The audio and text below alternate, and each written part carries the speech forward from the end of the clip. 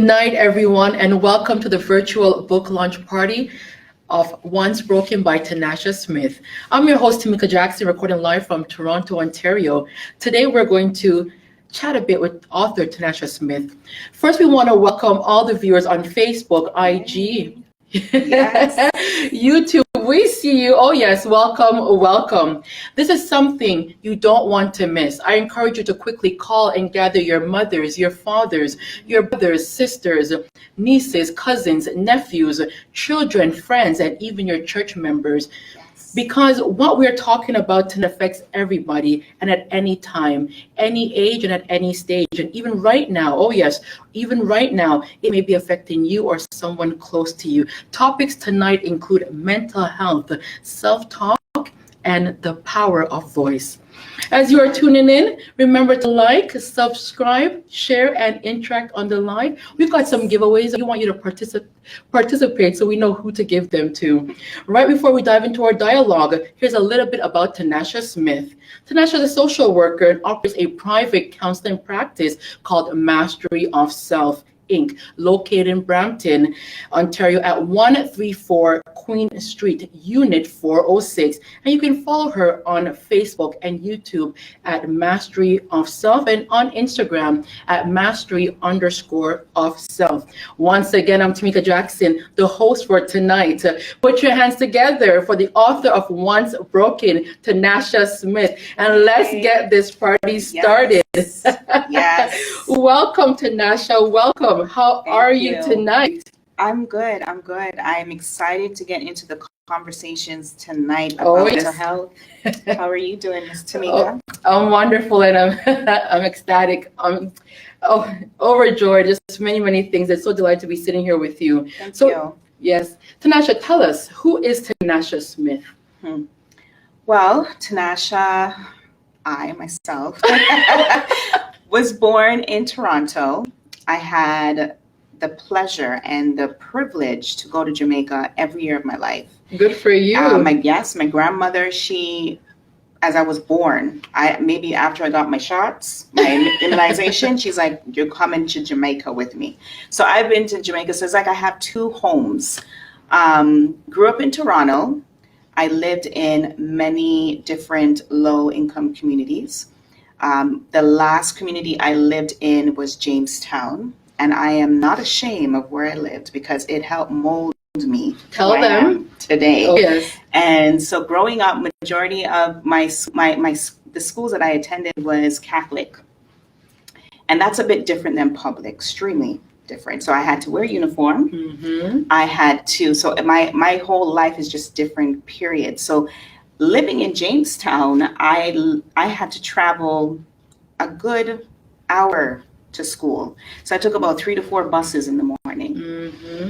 And so when people found out, other students found out that I lived in Jamestown, they didn't believe me. I didn't look like Jamestown material. Or Jamestown has a look. I guess so. And so it's almost like they wanted me to prove that I was, a ghetto girl.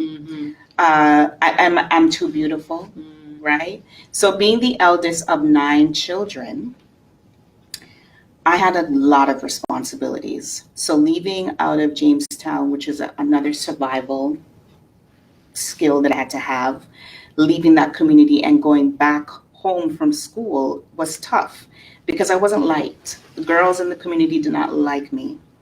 And so going to school where I'm trying to fit in was also difficult because I was from Jamestown and I am a Black girl amongst maybe 30 other Black students. And so you're always trying to have to prove yourself to people. But it was a survival at school, but I loved being at school. It was my safety net. It's where I escape from the pain that I faced at home. Okay. So I would be at school and I would be very focused in school. When I left school to go home, I would worry because I don't know what I'm going to face when I get home. And this was from a very small age. And so growing up, not only was I forced to be an adult very quickly, I had to mature very quickly. I didn't get the teenage freedom, right? I didn't get to live and go out with my friends and go to the mall and chill and go to the movies and chill. As soon as 2:30 hit, I had to be on the bus. I had to head home because I had to watch my younger siblings. So the pain at home were many things. It was fighting just to be able to stay up to do my homework, and then having to fight the monster that lived in my home. So I became pregnant at the age of 17, had my son at 18, and then I was living with my son's father, who's now my husband today. Well, amen for that. Yes. And what does an 18-year-old know living at home with a man? Well, you said you had to grow up quickly, so I guess you were doing adult things. Oh, adult things for sure. And so when that happened, it was just, I was just going with the flow. But at the same time, I didn't like myself. As much as I had my son at 18, I didn't like who I was. I didn't like what I looked like. I didn't like what I had to face on a daily basis when it came to my mental health. And so saying even the word mental health is, back then, I had no idea what it even meant. And so going to high school, being a young mom, I knew that to become something. And I started college by the age of 21.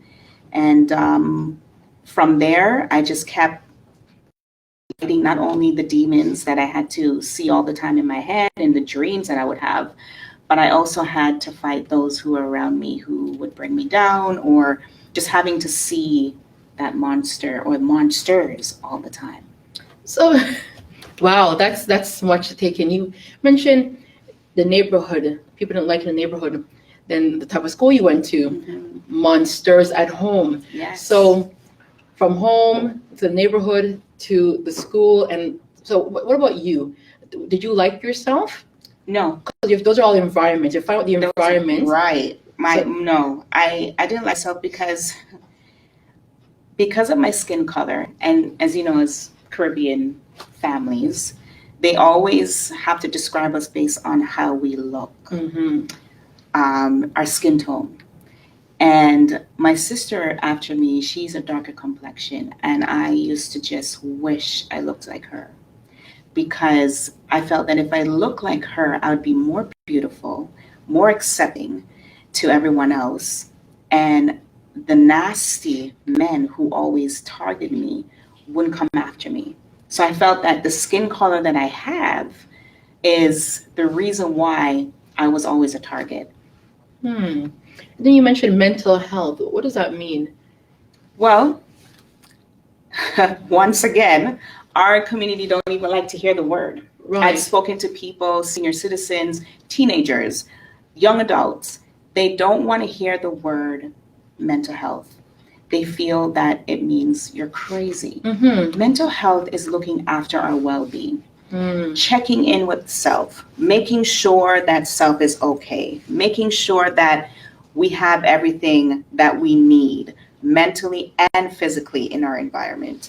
And so when we're not taking care of ourselves and we've lost our control, mental illness steps in when we've lost control. So now you either become addicted to alcohol, addicted to drugs.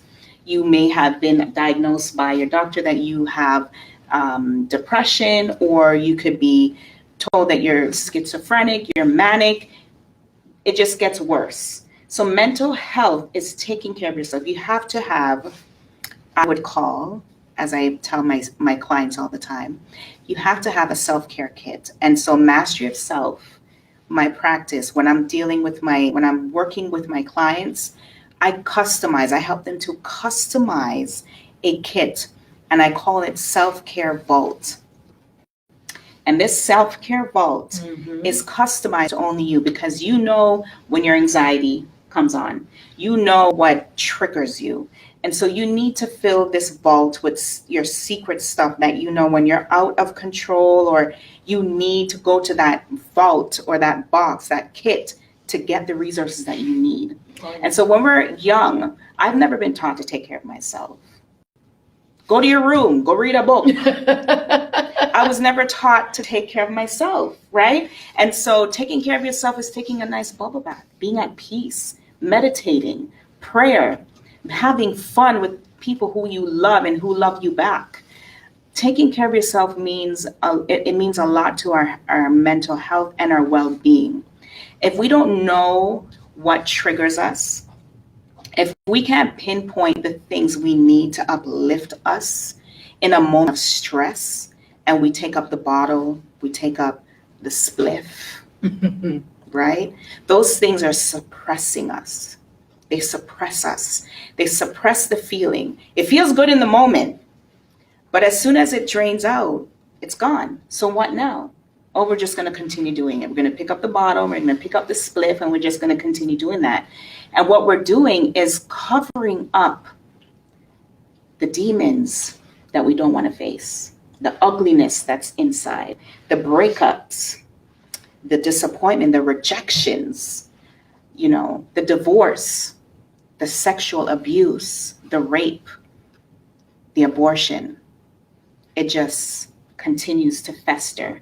And so until we learn how to understand that mental health is when we're in a good place, it's when we learn to have some balance in our life. And some people will say it's hard to have balance. Okay, let's master who we are. Mm-hmm. Some of us don't even know who we are. That's right. We're not even trying to find out who we are. Some of us need people to tell us who we are to feel good. And even that, though they would tell you that, you're so beautiful. Like, I was told that many times and I never believed it.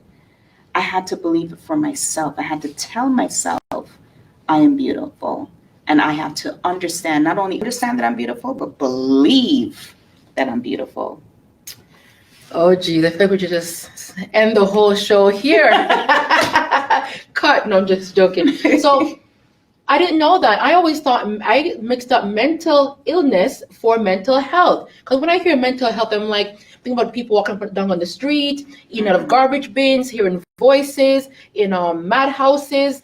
So you're saying mental health is taking care of yourself. Yes. And the illness is when you seek a substance. Right. Very interesting. When we get to the illness, it's now a lot of help and support needs to be there for that individual.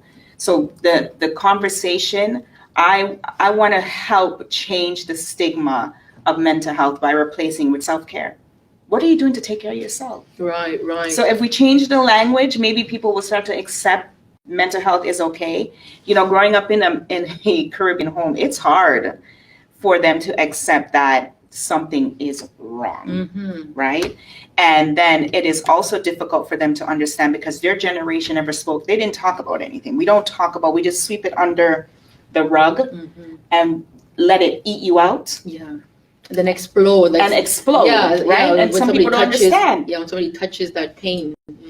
You explode. Oh, yes. So, so you talk about school and at 18 having your son and being with your husband, your child's father, who's now your husband. Did you know you had mental health issues at that young age? No. I was a walking, ticking bomb. And it's funny because people look at me, oh my God, you're so beautiful and you're so pleasant. And if you said the wrong thing to this girl at age 18, the rage I had didn't come from just the rejection. It came from the sexual abuse. It came from the disrespect. It came from the manipulation, right? So it's also the environment that I was brought up in as a little girl when my father was abusive to my mom. It's bringing out everything. And so doing the work that I do now, trauma is something that we don't want to talk about. And trauma is different for everybody. But we need to understand if we don't do the healing, if we don't get underneath where the ugly is sitting, we will continue to be miserable people. We will be angry. Yeah, we will continue to live life because I was living life. When you read the book, you will see that I was living life and inside was just so angry. It was ugly. It was sad. It was depressing. And I just wanted to be heard. So I hear you covered many different things: mental health, sexual abuse. many, many different things. So tell me, why did you write the book? Are all these things in the book, or is the book just specific for a certain time or period of your if life? I put everything in the book, I would still be writing the book. Okay, all right. I couldn't put everything in the book. I am a woman of God, and so my direction of where I did with my book came from God. And so anything that is in there is nothing that I'm ashamed of. There's nothing that anyone can throw in my face because I'm good. Amen. I'm good. And so the book is to help those who have lost their way. The book is to help those who refuse to ask for help. It's for those who don't understand the power of their voice. It's for those who are afraid to go to therapy. It is for someone who feels empty and feels like they can't hold on anymore. It's for those to understand that there's no one person, there's no magic pill to help you come out of the depths of sadness that can consume you to the point of suicide. And so I have been that low where I wanted to end my life. And I had my children, I'm married, I have my job, I have my education, I have the things, the material things that they say supposed to keep you happy, lies. And I was still sad because I didn't do the work. I didn't do the self-work that was needed. And I didn't know how to ask for help. So this book is about learning how to maneuver into understanding who self is to you. Who are you to yourself? Do you love yourself that much that you will seek out all the resources that is needed to get the help that you need? And it also gives you empowerment to understand that every power, every strength that you need to get up out of that darkness is in you.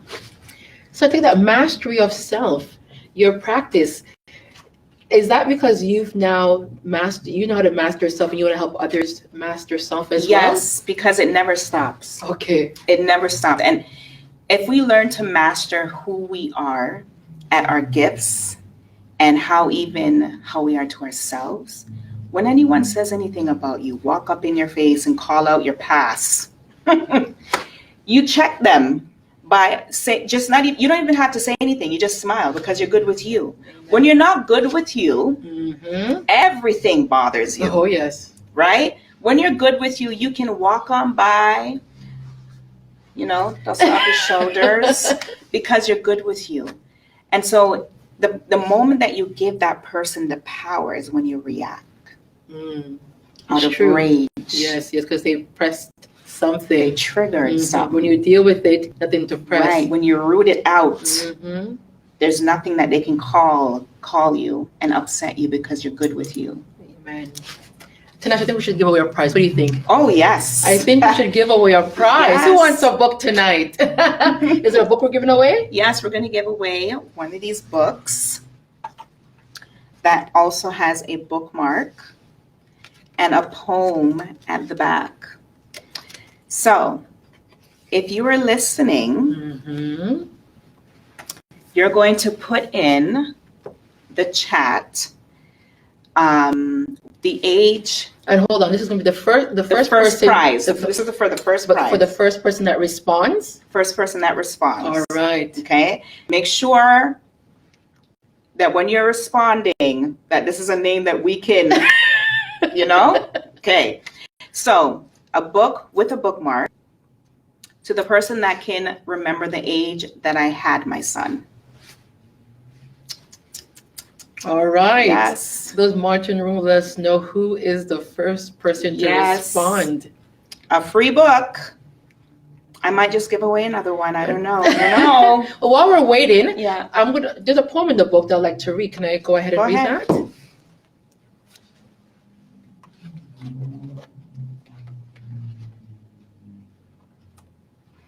All right. Now, this poem is not the one in the book, but it is another one that you also get to enjoy. That is not the one that's on the bookmark, but it is one that is in the book that you get to enjoy. Which one is this? Actually, I think I have my page wrong. Oh, yes, I do. Okay, here we go. All right. Now, this poem is not the one in the book, but it is another one that you also get to enjoy. That is the one that's on the bookmark, but it is one that is in the book that you get to enjoy. Actually, I think I have my page wrong. Oh, yes, I do. Actually, I think I have my page wrong. This one is called The New Me. All right. The journey has started, and I can finally breathe. It took a brave girl to get here. I had to learn new ways to love myself.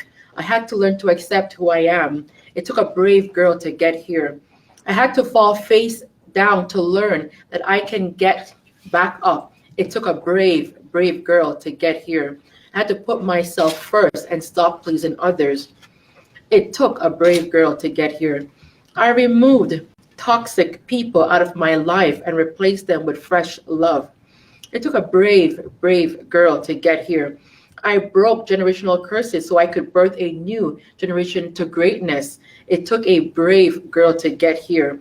I'm grounded and spiritually rooted. I can now take on any storm that comes my way. It took a brave, brave girl to try. The new me has arrived. My heart is open and I can exhale without fail. The brave girl never gave up. Ooh, is there a brave, brave girl in you guys today, or even a man?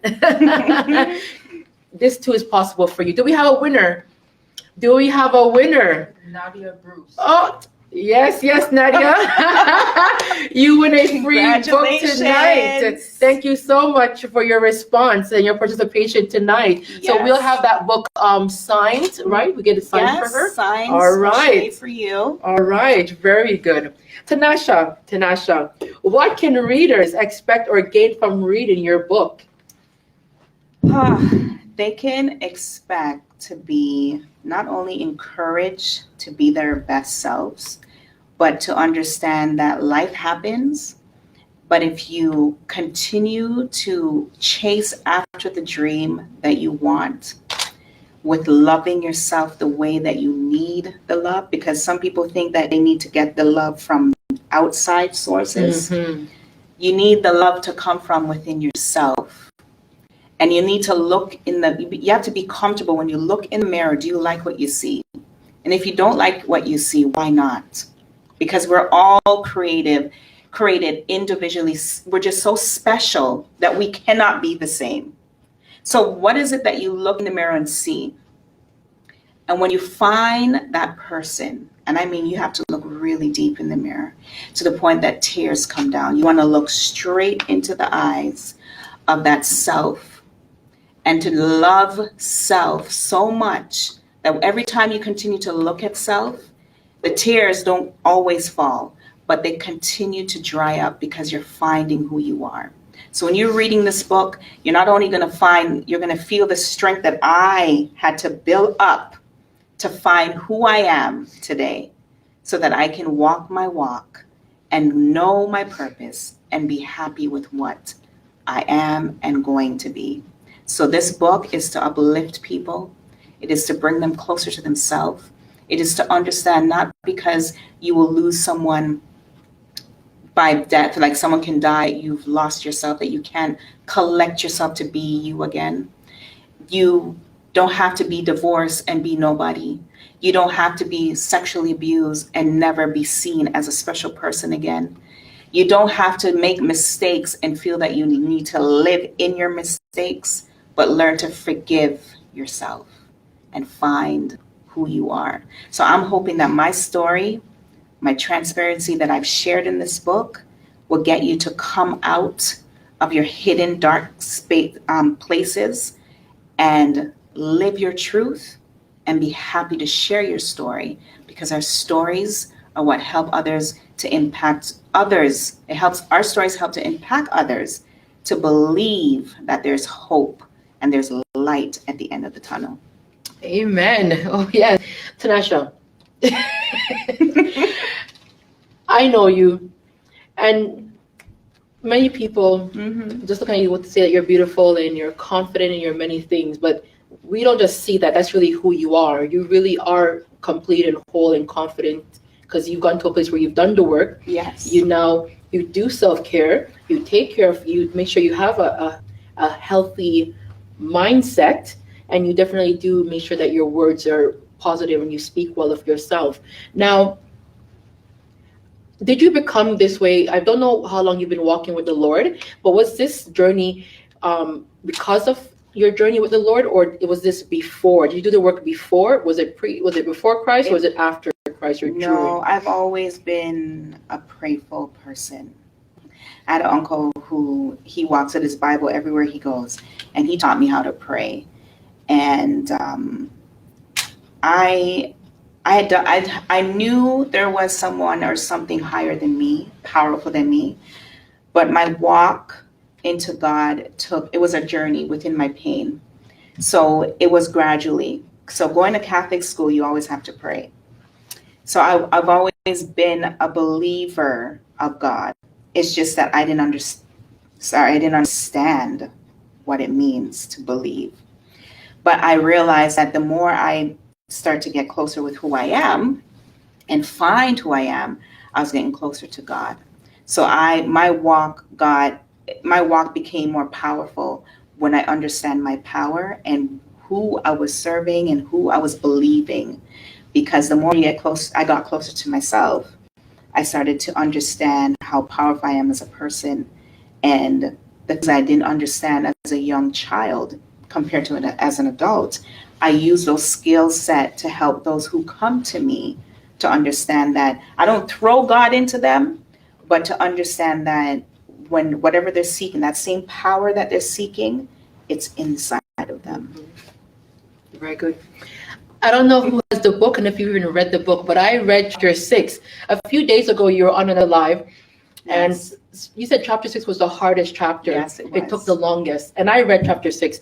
I just want to, when I read it, it spoke about some males in your life. But what I want to know is, there was some, when I read it, it was, the things that I read was very hurtful in regards to your father. Now, what I want to ask you is, do you feel the relationship with your father has affected you from a young girl? Do you think it's true when they say if a father doesn't, if he's not positive or doesn't play a part? I don't really know the whole relationship of you and your father, but do you feel that a father is really important, or one can still become whole and complete whether or not their father is in their life? Yes. Well, when I realized that as a young girl, as broken as I was seeking my dad in everything. I wanted his attention, I wanted his love because I never felt it.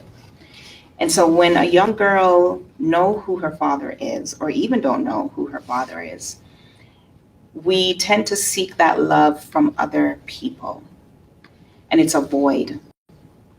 And that void can't be filled unless you find someone to fill it. And so I kept thinking, the more relationships I have, I'll feel wholesome because, he loves me. Lies. Lies. Lies. And And so, so ask what's your favorite word. it's lies. And so as I got older, I realized that the brokenness, the void that was missing was a relationship. And so in that chapter, I was trying to create a relationship that never existed. And what happened, I was just damaging myself even more. And so anyone that is out there that is on this live right now and you don't have a relationship with your father, and you've tried and you've tried and you've tried and it's not successful, and all you get back is rejection, stop looking for something to fill that void and fill yourself with the void. You see, our parents birthed us into this world, and some of us don't even know who our moms and our fathers are. We are adopted, right? But the people that do show you the love, use that love.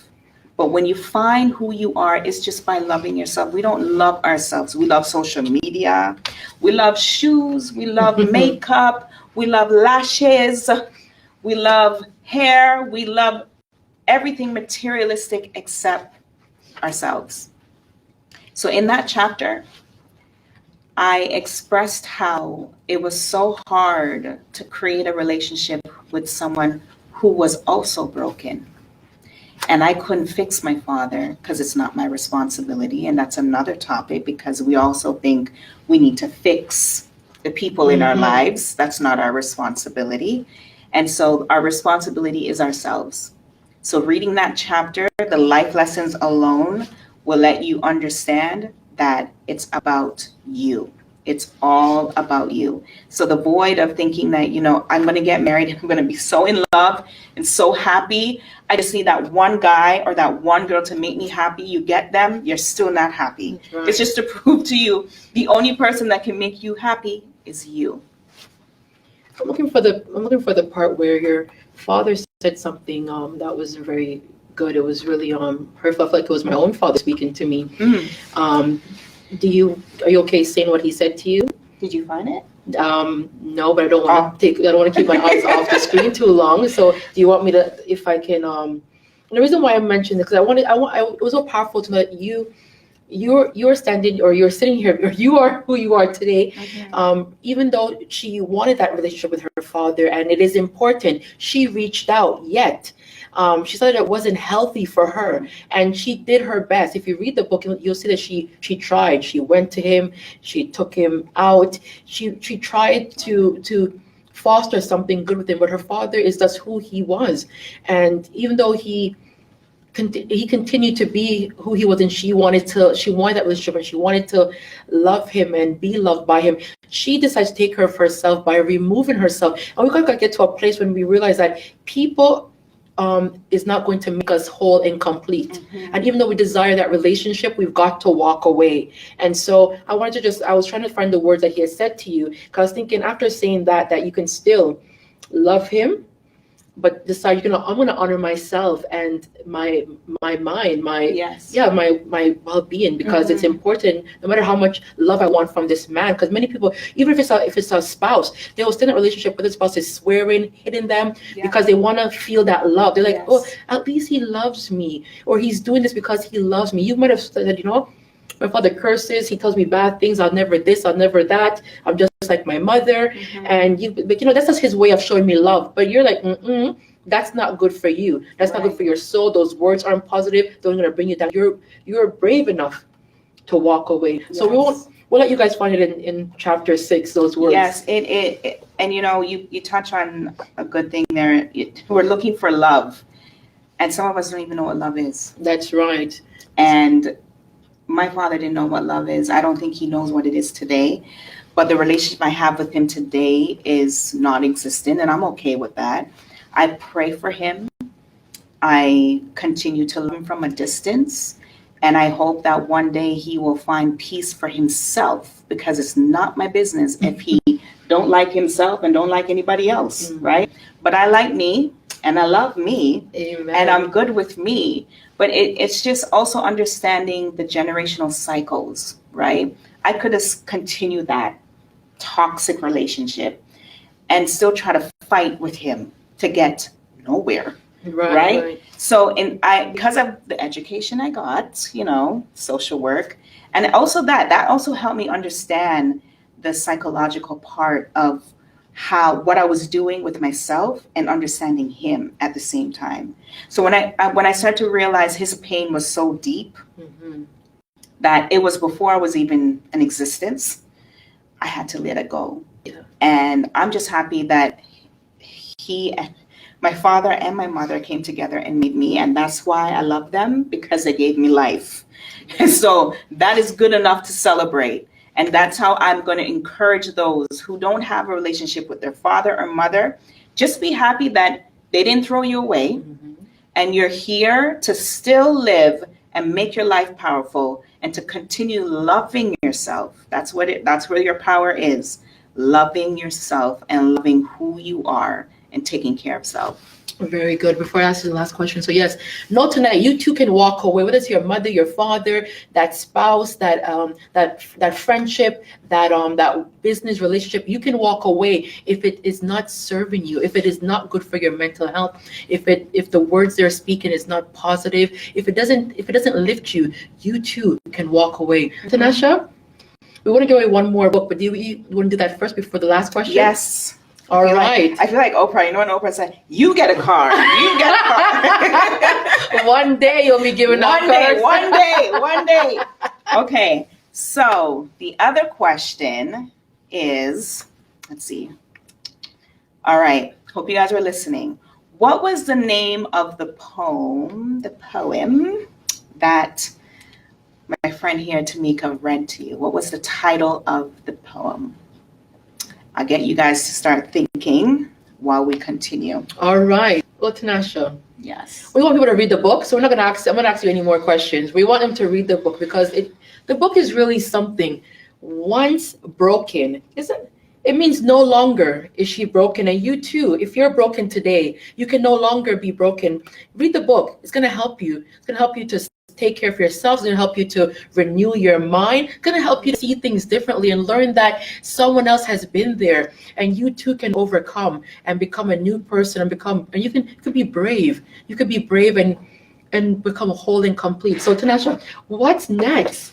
Here's your first book. What's in the making? Is there anything in the making? What are you thinking? Well, there's plenty in the making.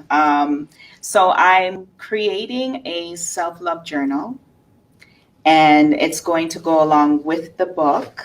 And I also have some things lined up for me next week where I'm doing some discussions, like girls group, talk about trauma and self-care.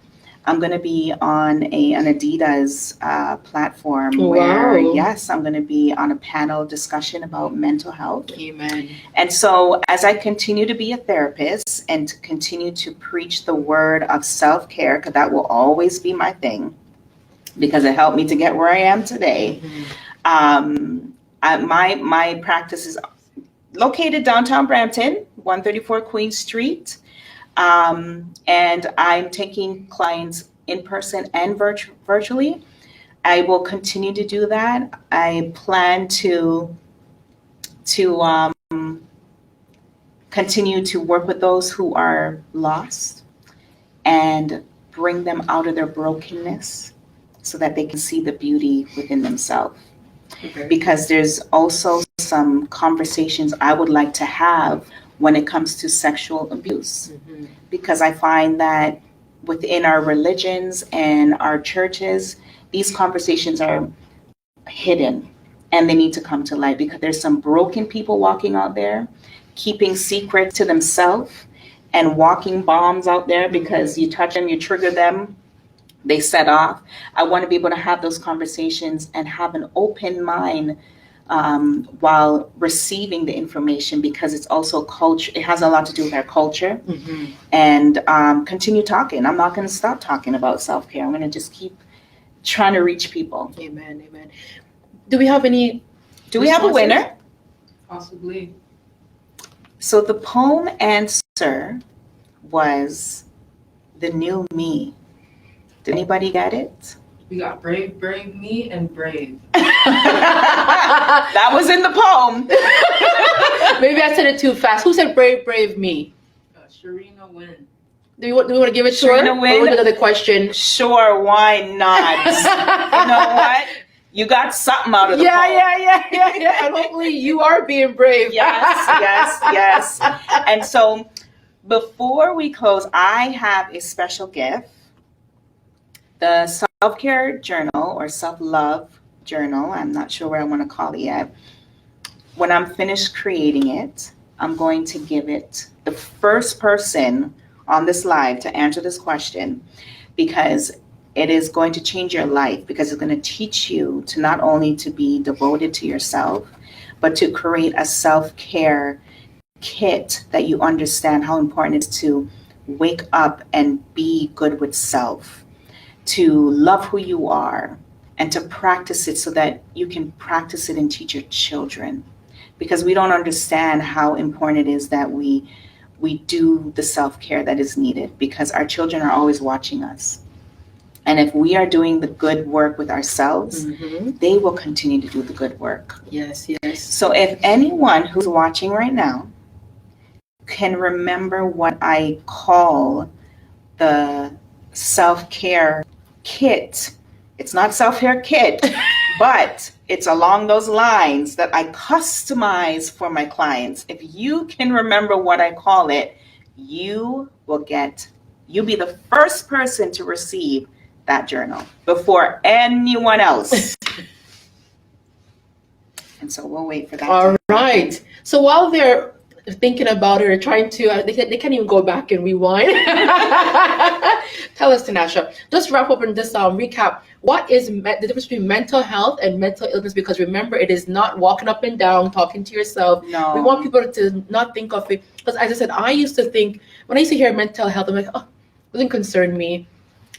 I'm not mad. I'm not eating out of the garbage can. But it is not that. It's just like financial health.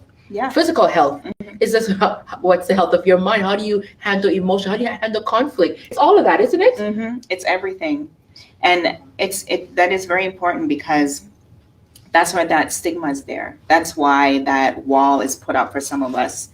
I've spoken to many people. I remember when the word mental health came out when I was within my career in the school board doing my thing, and they proposed we're going to do a mental health fair. And I just remember saying to myself, mental health, nobody ain't coming to that. Because instantly people start to think they're mental. I don't know about you, Tamika, but when I was a little girl and on the playground, when boys would ask silly, we would always say, are you mental? It was just a thing. Mentally. So I want you to think, viewers, mentally, are you doing well? Are you checking in with yourself? Mental illness is when we have lost self-control and we are now diagnosed with an illness. We have to take medication. We have to be hospitalized. We have to be taken care of because we're not well enough to take care of ourselves. So we don't want to get to that place where we lose self-control. We want to be wholesome. Now, it's not that we're going to be walking perfect people, because there's no perfect day. It's understanding when you get to a place of sadness, that you take in the sadness, but then what are you going to do for the healing? What are you going to do for the process to get you to a place where you feel whole? So mental illness, checking in with yourself. It's important that we do self-talk. I talk to myself all the time. What does that look like? Yes. What does that look like? Want to see what it looks like? Okay. All right, you ready? So I'll wake up in the morning, I'll sing a song, I'll be like, hey girl, how you doing? We ain't doing that today. She can leave me alone. This is about me today. So we got to do work. We have a meeting. We don't want to talk to this person because there's a feud and we know how we get when conflict happens. So let's now focus on the self. So this morning I prayed, I meditated, and now I'm going to drink my tea. I'm going to pray again. I'm going to talk about my to-do list. And after I finish my to-do list, I'm now going to exercise because I got to exercise. That's my power. That's when Tanasha can climb mountains. And so when I do my workout, I'm now pumped. And so now that I'm pumped, I'm ready for the day. And so talking to myself is, girl, you got this. You got this. Anybody come and knock your door? Closed, not here today. You're allowed to say no. Sometimes we don't know how to say no. Say no. So you know who's going to come at you in the morning. It's either we need to have a meeting for so and so, or we want to know if you can help, because we're always saying yes, yes, yes, because we're good with our skills. And those who know how good we are will always come knocking. Yes, but you have to tell yourself no. So I would tell myself, it ain't happening today, and I would do it with a smile and let them know that I'm not available. So I talk to myself, but also tell myself that it's okay to say no. So my self-care is different because sometimes I wake up, hey, gal, no say.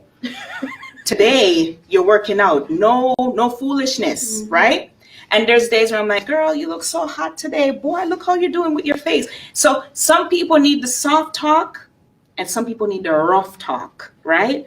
You create your self-talk to yourself. It's speaking life into yourself. You know, when you have those bad days, like for example, if you have a loved one that was, taken from you with whatever cause, whatever the death was, and you wake up and that person's on your mind, I want you to say to yourself, what would that person say to you? What would that person be saying to you at this moment? Girl, I love you. Just know the memories that we have together will never die. And continue living your life because I want to see you be your best self, right? So we need to speak to ourselves completely, authentically where we're at. We have to speak to ourselves where we're at. Don't speak to yourself from yesterday, 5 days ago, 3 weeks, 1 year. Speak to yourself today where you're at. Who do we have as the winner? Oh my gosh, Samara from Instagram. Congratulations. Yes. Wow. So you know her? Yes, I do. Very good. I do. And you know what? I can't even say anything. But, I'm happy that, you know what? I'm going to say it. That girl taught me how to take care of myself. Oh, so yes. You're going to gift to her.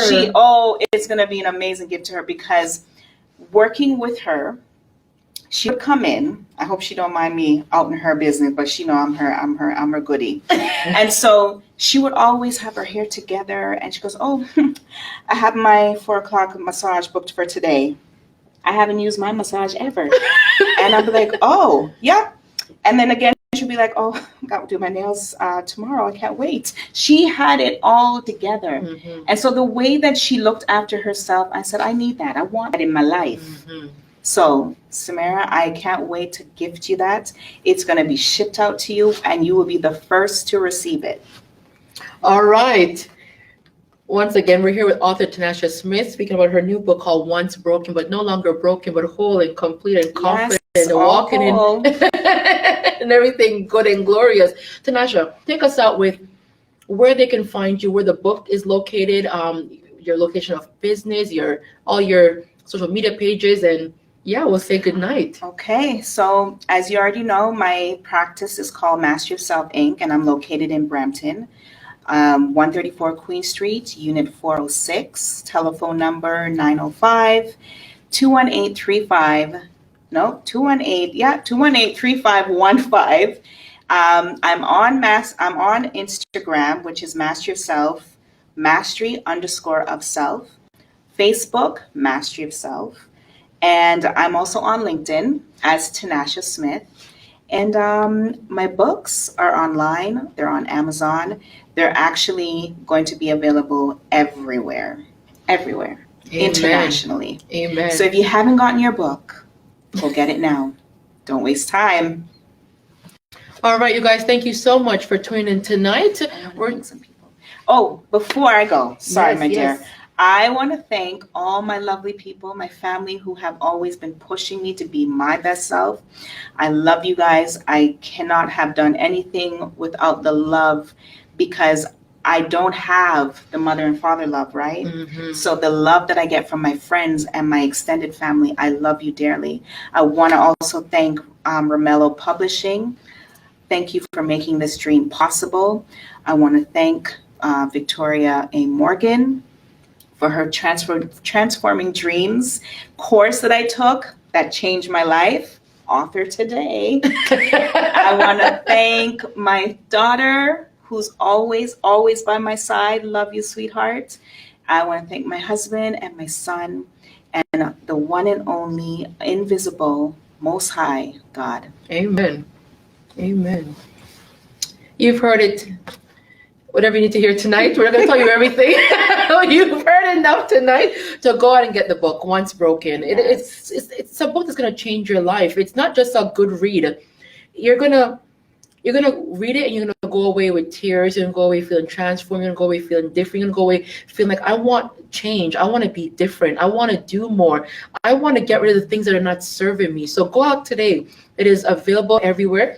Go to www.once-broken.com to read about the book and also to order it there. Have a wonderful night, everyone, and thank you for tuning in. Thank you guys for coming on. Love you. See ya.